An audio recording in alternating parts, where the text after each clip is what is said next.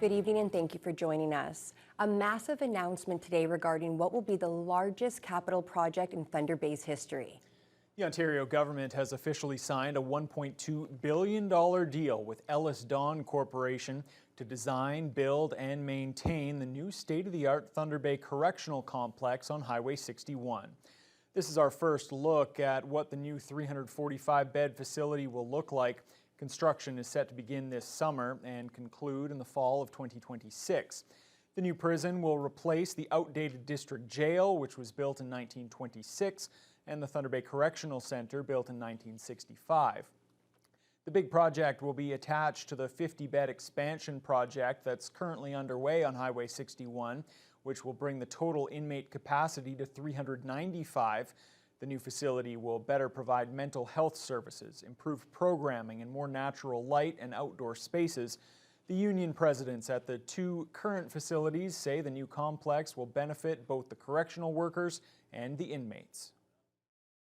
So getting some construction started later this summer to early fall is going to be a real good feeling for the correctional center and for the jail staff.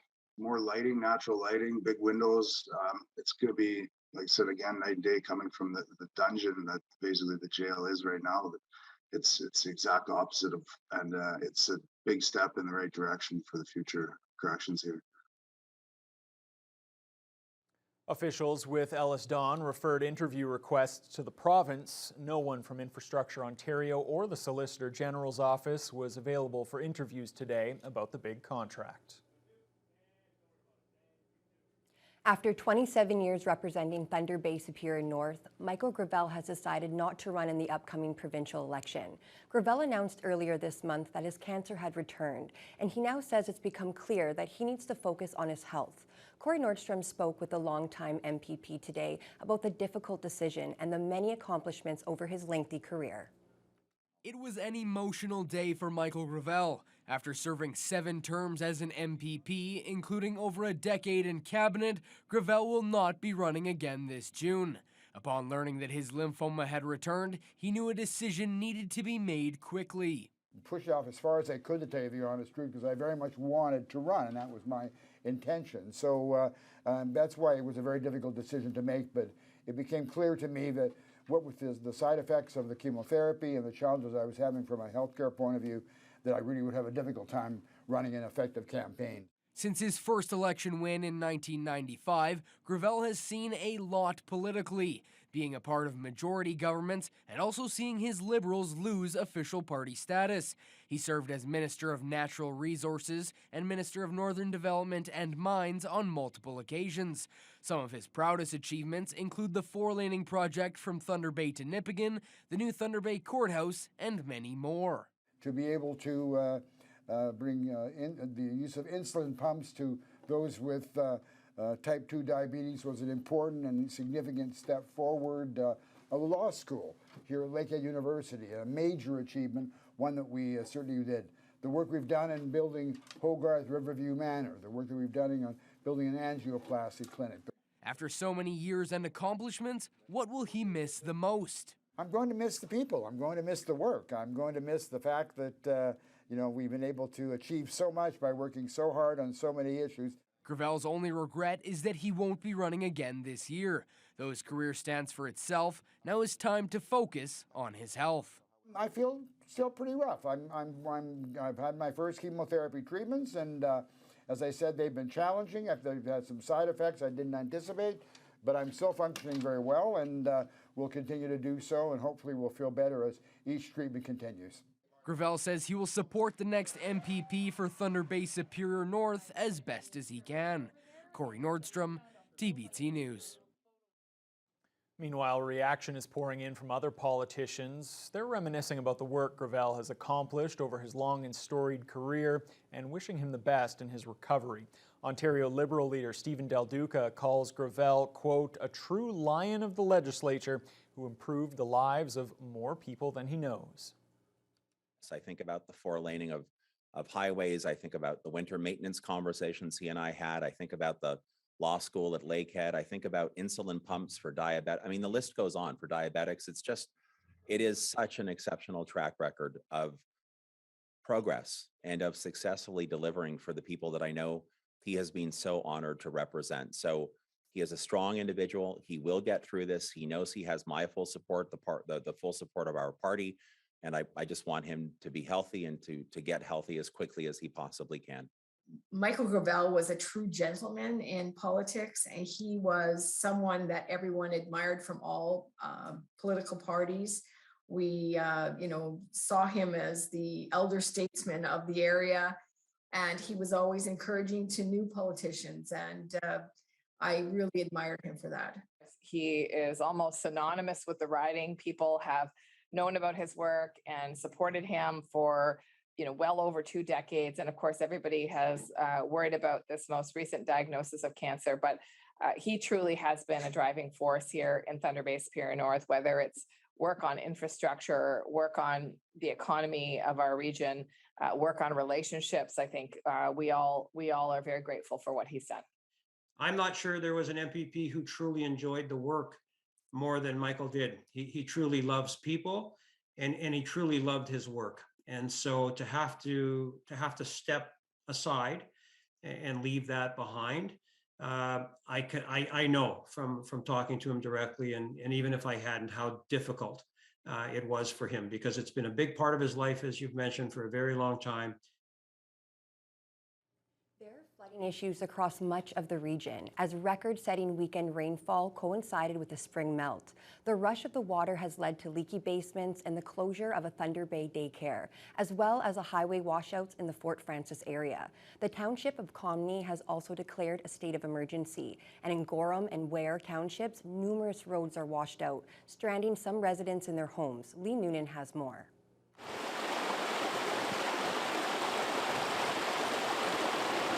Repair crews have been out working on the roads in Ware and Gorham townships since early Saturday morning, but there is still a lot of work to be done before some of these residents will be able to navigate their roads without dodging major washouts and potholes, if they're able to go anywhere at all.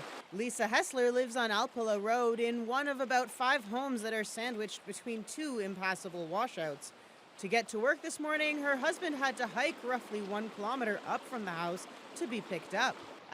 This ravine goes all the way down the road until it gets closer to the creek that runs along the side here, and then it kind of washed all the gravel into the creek bed. So as you can see, this goes right across the road. It's totally impassable, and we're stranded, actually.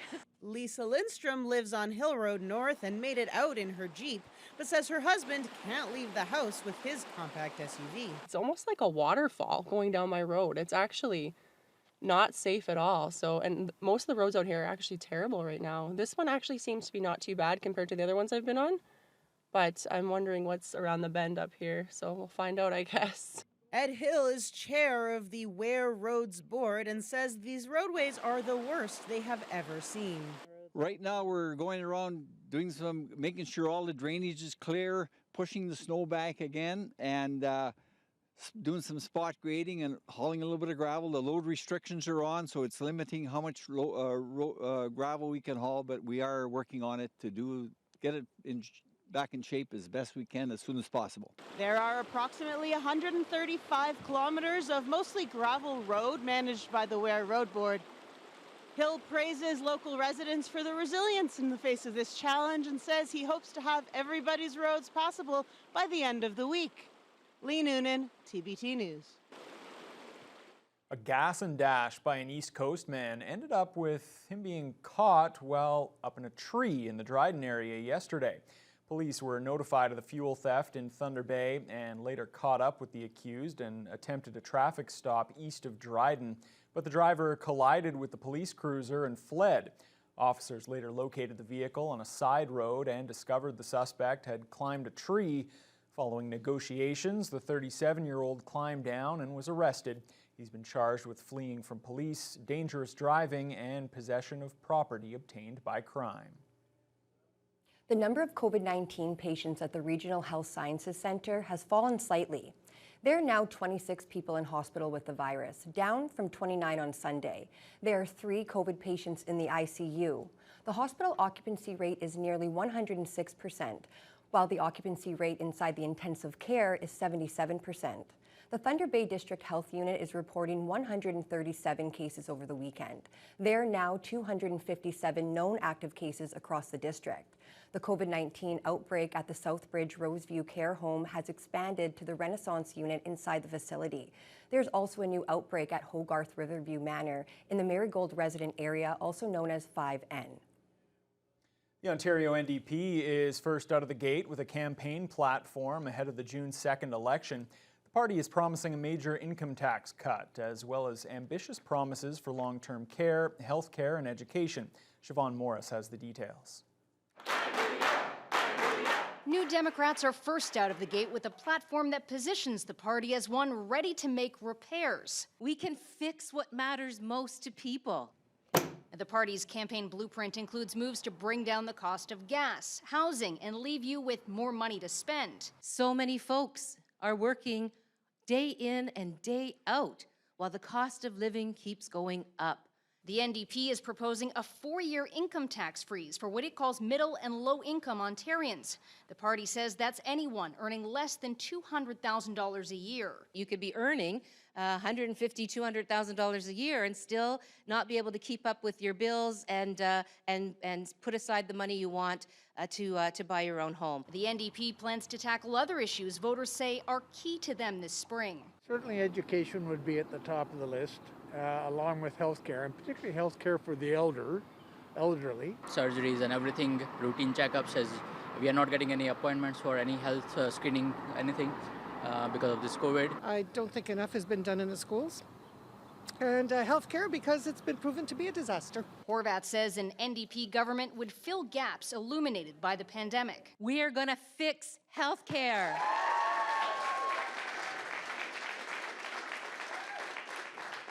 We're going to reduce wait times by hiring thousands of nurses and other health professionals. New Democrats are committing to hiring 10,000 personal support workers, 30,000 nurses, and 20,000 teachers and education workers. When it comes to, how do we pay for these things? The problem is we're paying for not having these things. We saw over 4,000 seniors, 4,400 seniors lose their lives in COVID-19 in the most horrific ways. We can't just walk away from that. The NDP won't release a costed version of its platform until they have a look at the provincial budget. We are going to fix the things that we know have been broken, and it's going to cost us a little bit of money, but we're going to ask those who have the most ability to pay to do exactly that. In the run-up to that budget, the government also turned its focus to improving health care. This investment will not only allow patients to receive the care they need in the comfort of their own home, but home care also helps to reduce pressures on other healthcare settings. The Liberals are also vowing to double the old age security top-up to allow more seniors to receive health care at home. A Thunder Bay man has been arrested after an armed robbery with a knife at a laundromat on Victoria Avenue just before 5 p.m. yesterday. The 33-year-old suspect now faces multiple charges, including disguise with intent and 2 counts of robbery with a weapon. Police also arrested 2 other suspects for drug trafficking after searching for the armed robbery suspect in a home in the 200 block of Norris Street. There was a special flag-raising ceremony today at City Hall as Thunder Bay recognizes National Volunteer Week. It's the time of year to thank those in our community who help make the city a better place. I, Bill Morrow, Mayor of Thunder Bay, do hereby proclaim April 24 to 30, 2022 as National Volunteer Week. A few dozen people, including local leaders and reps from volunteer organizations, attended the ceremony. All those involved were excited to see the Volunteer Administrators Association flag go up in front of City Hall. Noel Parker volunteers with the Children's Aid Society and had a message for those who want to get involved. No matter how, no matter which way possible, it doesn't take much. An hour a week can really change the life of someone or a group of people or certain communities. A lot of organizations would not be able to provide the services that they do to the community. There's a lot of things that would just not happen, things that would happen in a much smaller scale. Across Canada, it's estimated that 24 million volunteers contribute 5 billion hours of their time every year. The 13th Craft Revival at the Waterfront District was a big success yesterday. Hundreds of residents came by the downtown North Core throughout the day to browse the different tables and enjoy the live performances by local artists. Jessica Clement has the story.